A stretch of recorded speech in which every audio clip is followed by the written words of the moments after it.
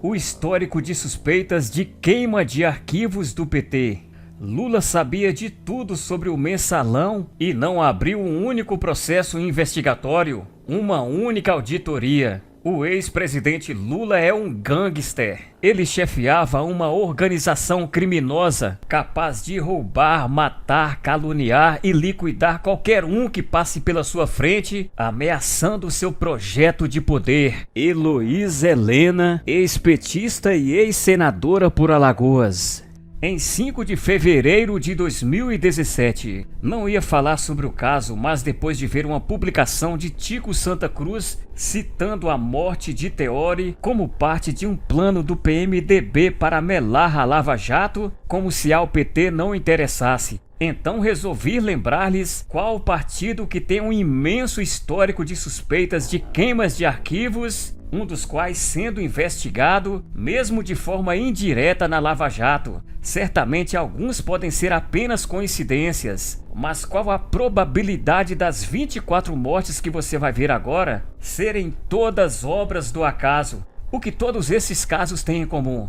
A conveniência ao PT. Vejamos. Ano de 2001. Toninho do PT, prefeito de Campinas, foi assassinado a tiros. Até aí nenhuma suspeita. Mas depois da morte de outro prefeito do PT, Celso Daniel, surgiram especulações de que tivesse também relação com o esquema de propinas montado no interior de São Paulo desde a conquista das primeiras prefeituras pelo PT, que financiou a campanha vitoriosa de Lula em 2002. Ano de 2002. Celso Daniel, na época prefeito do PT, foi torturado e morto. Segundo sua própria família, que admitiu que o prefeito participava do esquema de corrupção que eu citei, o ex-prefeito estava indignado e disposto a denunciar a cúpula do partido de estar usando o dinheiro arrecadado em benefício próprio. A história sempre foi revelada pela imprensa, mas o caso foi investigado pela Lava Jato, já que as informações prestadas por Marcos Valério foram confirmadas. Anos de 2002 e 2003. No intervalo de poucos meses, 7 outras pessoas ligadas ao caso Celso Daniel vieram a ser assassinadas. São elas: primeiro,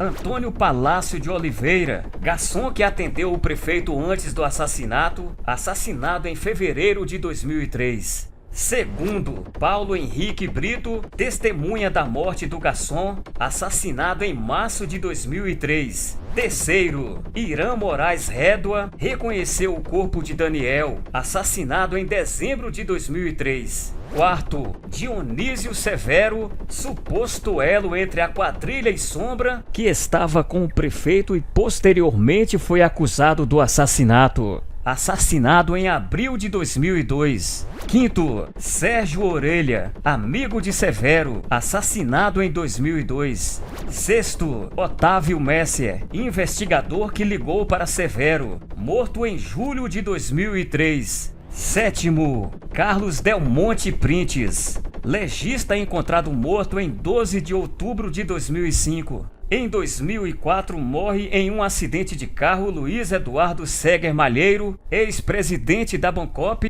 a mesma cooperativa que lesou 3.000 mutuários do Banco do Brasil, mais tarde repassada para a OAS, que levou ao caso do triplex do Lula. Segundo seu irmão Hélio Malheiro, ele havia sido alertado para reforçar a sua segurança pessoal. Além do ex-presidente, outros 2 diretores da Bancop morreram no mesmo acidente. Ano de 2014. Assassinado num suposto assalto, o ex-coronel Malhães revelou na Comissão da Verdade que Lula mandou matar 2 sindicalistas para conquistar o poder no sindicato. Sua morte aconteceu um mês depois. Antes, ele revelou que tinha medo de ser assassinado por suas revelações. Em 2014, acidente aéreo mata Eduardo Campos. No dia seguinte a uma convincente entrevista no Jornal Nacional, com potencial de desbancar Dilma e Aécio, 2 candidatos altamente rejeitados e que representavam a continuação da polarização que ninguém aguenta mais. Ano de 2015. Executivos da seguradora Bradesco, uma das principais acionistas da Vale, morreram em queda de avião. Caixa preta é encontrada danificada e ilegível. Como veremos na sequência, pouco depois morreria o ex-presidente da Vale após escrever uma carta a Dilma contendo denúncias de corrupção. Em 2015, ex-diretor da Agência Nacional de Petróleo morre ao cair do 11º andar. Em 2016, Roger Agnelli, CEO da mineradora Vale, morre em um acidente aéreo. A caixa preta do avião com dados do voo não foi encontrada. Em 2016, morre num suspeito suicídio o empresário que comprou o avião de Eduardo Campos. Em 2016, Arthur Sendas, o primeiro membro do Conselho de Administração da Petrobras, presidido por Dilma, que autorizou a compra de Passadena, foi assassinado em seu apartamento.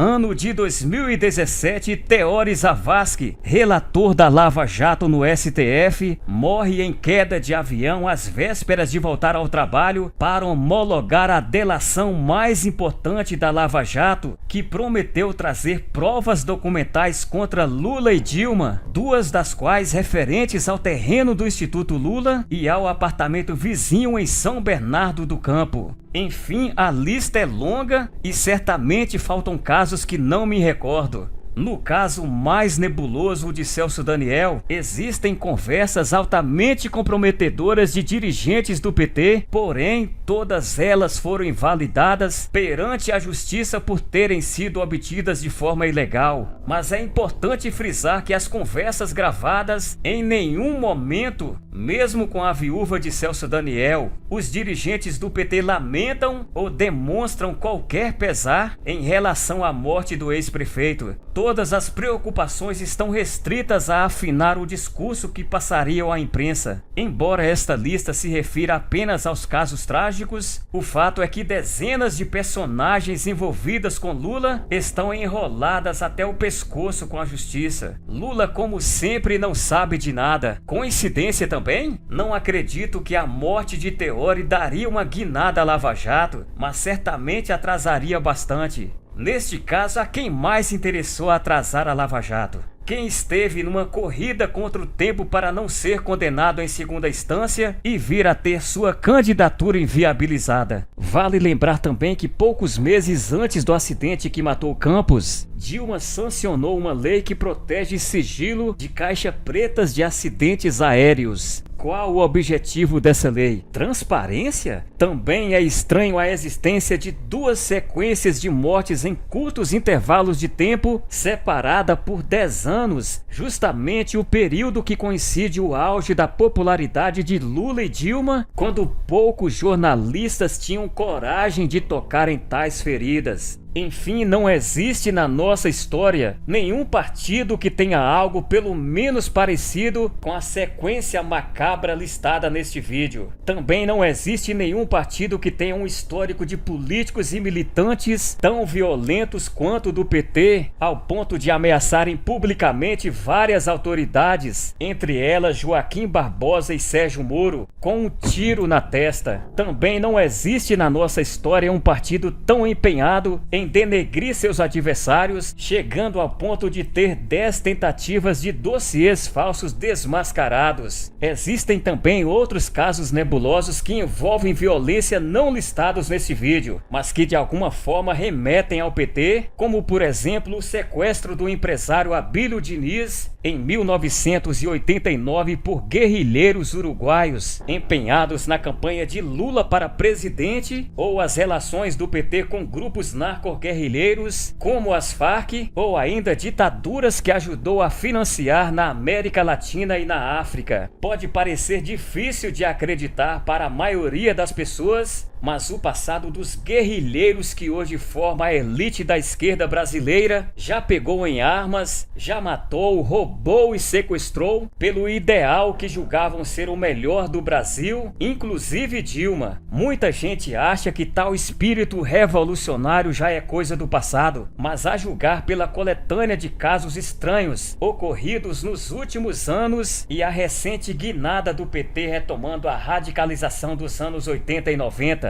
dá para repensar tal conclusão. Também não foi à toa que a ex-senadora Heloísa Helena pelo PT falou mais de uma vez que Lula é um gangster capaz de tudo, inclusive matar. Aliás, não só ela, mas vários ex-amigos de Lula, cofundadores do PT, o descreveram como um ser amoral. São fatos como estes que nos fazem refletir sobre algumas frases bem simbólicas ditas por dois ex-presidentes do PT. Dilma: podemos fazer o diabo quando é hora de eleição. Lula: vamos fazer o diabo, mas não vamos perder a eleição. E mais recentemente, discussando para o MST, o movimento que vive ameaçando tocar fogo no Brasil. Eles não sabem do que somos capazes. E agora eu quero ler o seu importante comentário aqui no canal youtube.com/Célio Lobo. Aproveite e se inscreva aqui no nosso canal e ative o sininho marcando a opção todas para receber diariamente novos vídeos em apoio a Bolsonaro.